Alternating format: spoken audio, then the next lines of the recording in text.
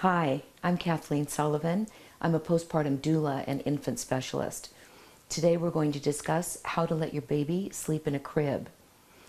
So after they've been in the bassinet or the co-sleeper with you for the first 3 months, or if you want to transition your baby into the crib, we're going to talk about some safety issues.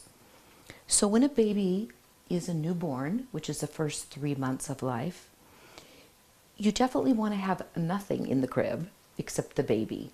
So as you can see, he's swaddled and there's nothing around him. That's exactly how you want to keep this crib, just like this. When a baby starts to roll around, which would be anywhere from, I'd say, 4 to 6 months, you want to consider removing you want to consider removing the bumpers, because they can roll into them once they know how to roll over.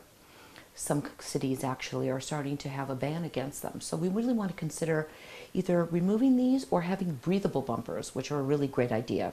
You might want to start from the very beginning, having breathable bumpers, so that way you don't even have to consider removing these and having to replace them.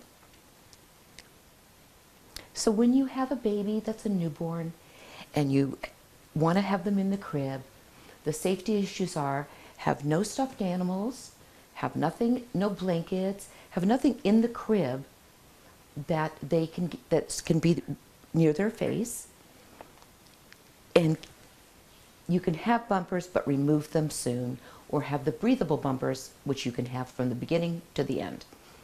Once again, this is Kathleen Sullivan. My website is theinfantspecialist.com. Today we talked about how to let your baby sleep in a crib.